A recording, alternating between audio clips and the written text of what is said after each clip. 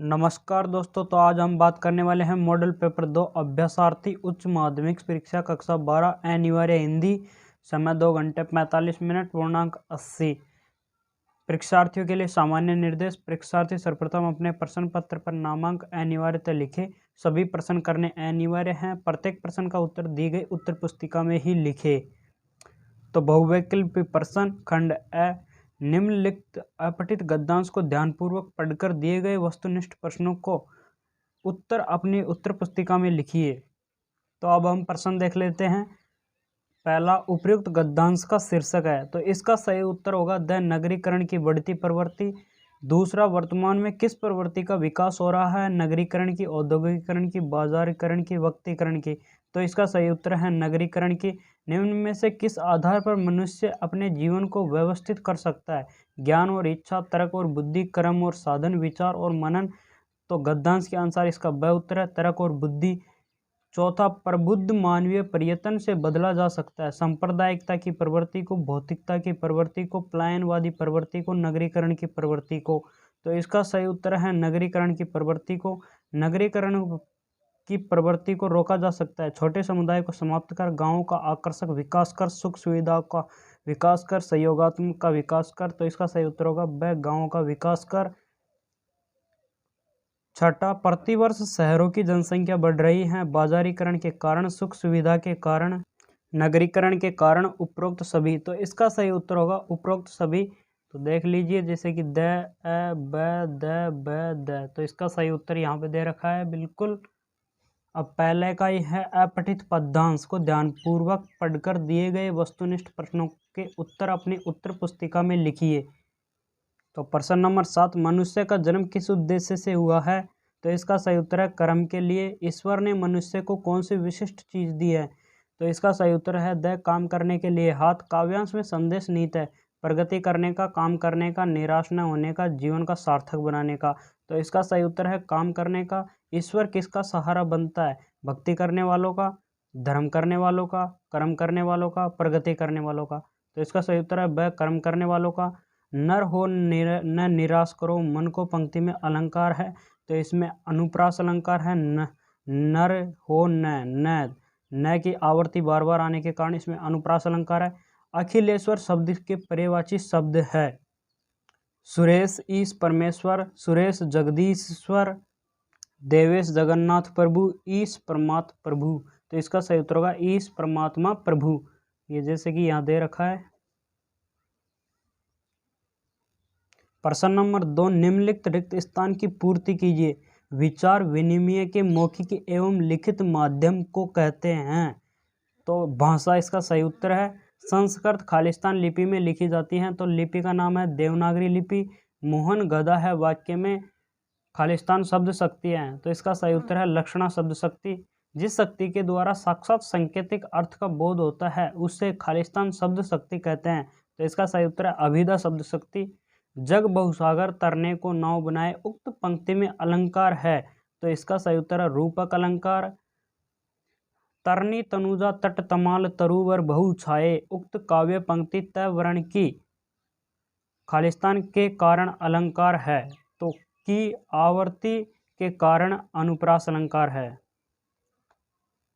प्रश्न नंबर 3, निम्नलिखित अति लघुतरात्मक प्रश्नों के उत्तर एक पंक्ति में दीजिए। निम्न परिभाषिक शब्दों के अर्थ लिखिए।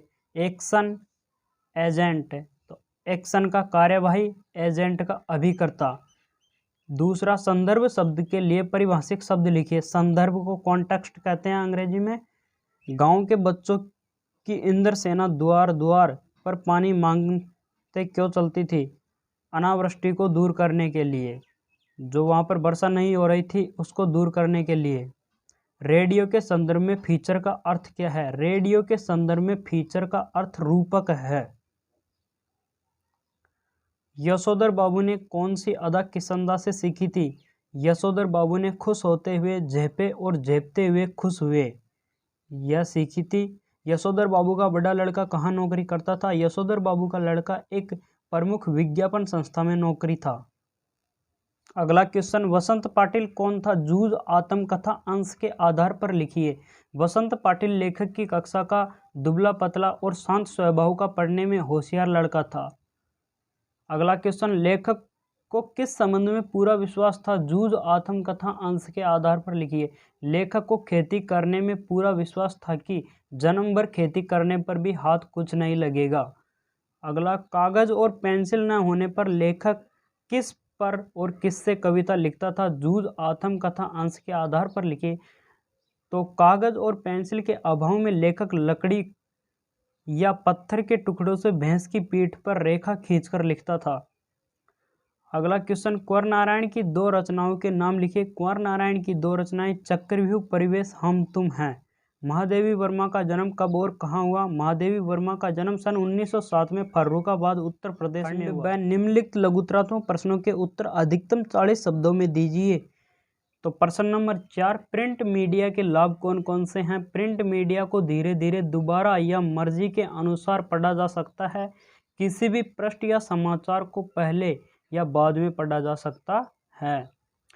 ड्राई एंकर किसे कहते हैं? जब एंकर खबर के बारे में सीधा सीधा बताता है कि कहाँ, क्या, कब और कैसे हुआ, तथा जब तक खबर के दृश्य नहीं आते हैं, एंकर दर्शकों के रिपोर्ट से जानकारी देता है। प्रश्न नंबर 6, किसानों की समस्याएं विषय पर एक संक्षिप्त आलेख तैयार कीजिए।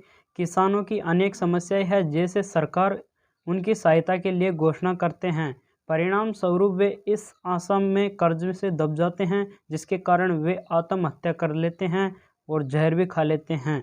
खेती करना उनके लिए मुसीबत बन जाता है।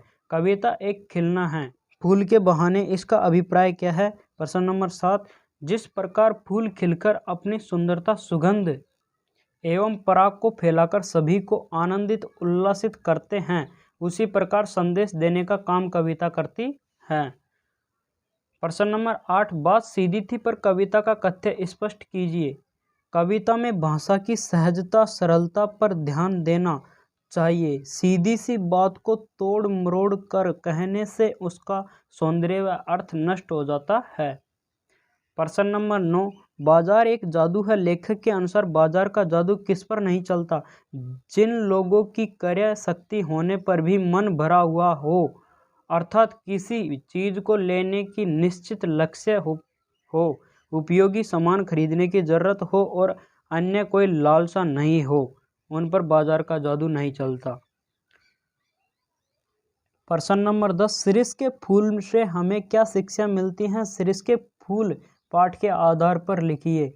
उत्तर, शीर्ष के फूल के माध्यम से हमें संघर्ष एवं कोलाहल से परिपूर्ण विपरीत स्थितियों में भी अविचलित रहकर जिजीविषा रखने की शिक्षा मिलती है। इसमें हमें धैर्य रखना चाहिए। प्रश्न नंबर 11, यशोधर बाबू की पत्नी विलायती परंपरा की भी अपने उत्सव सा क्यों मना लेती हैं? उत्तर, उनकी पत्नी को भारतीय अभारतीय से कुछ सरोकार नहीं है। वह जीवन को उत्साह से जीना चाहती है, इसलिए वह विलायती परंपरा को उत्साह सा मान लेती हैं। प्रश्न नंबर 12, यदि आप लेखक के स्थान पर होते तो माँ से पढ़ने की बात कब करते? यदि मैं लेखक के स्थान पर होता तो मैं भी पढ़ने की बात माँ से उस समय करता जब वह अकेले में धूप से कंडे पाथ रही होती। खंड 6, निम्नलिखित दीर्घ उत्तरीय प्रश्नों का उत्तर लगभग 250 शब्दों में दीजिए। प्रश्न नंबर 13, सहर्ष स्वीकारा है कविता का प्रतिपाद स्पष्ट कीजिए। कविता के बहाने कुंवर नारायण क्या कहना चाहते हैं? कविता के बहाने कविता में कवि ने एक यात्रा का वर्णन किया है जो चिड़िया, फूल से लेकर बच्चे तक की है। एक और प्रकृति का साम्राज्य है तथा दूसरी की तरफ कदम बढ़ाता हुआ बच्चा है। कवि ने चिड़िया के उड़ान की सीमा बताई है कि एक सीमा तक ही वह अपनी उड़ान भर सकती हैं। उसी तरह फूलों के खिलने, सुगंध देने तथा मुरझाने की भी एक सीमा है। समय अनुसार फूल खिलता है, रंग और खुशबू बिखेरता है और फिर मुरझा जाता है, लेकिन बच्चों के खेल में किसी प्रकार की सीमा या बंधन नहीं होता है।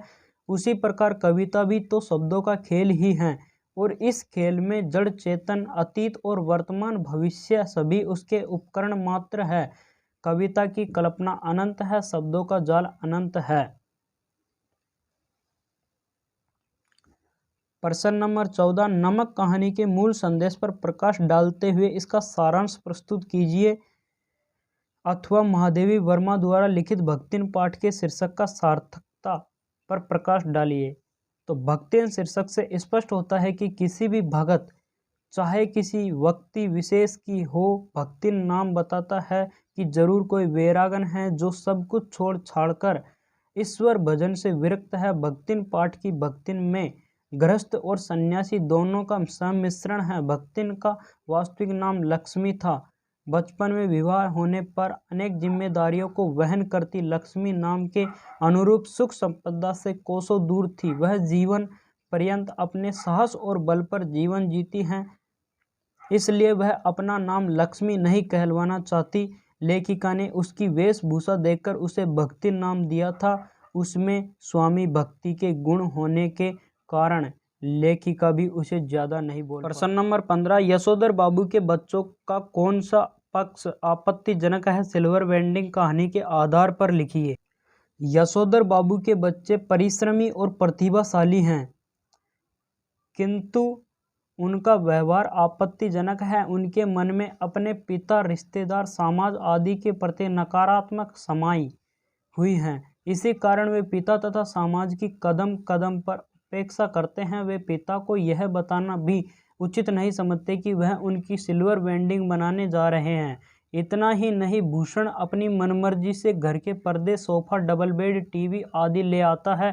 वह अपना वेतन भी अपने पिता के हाथ में नहीं सौंपता, बल्कि यह कहता है कि वे कोई अच्छा सा नौकर रख ले जिसका वेतन वह खुद दे देगा। इसी प्रकार सिल्वर वेंडिंग पर गाउन का उपहार देकर कहता है कि वे फटा हुआ पुलोवर पहनकर दूध लेने न जाए।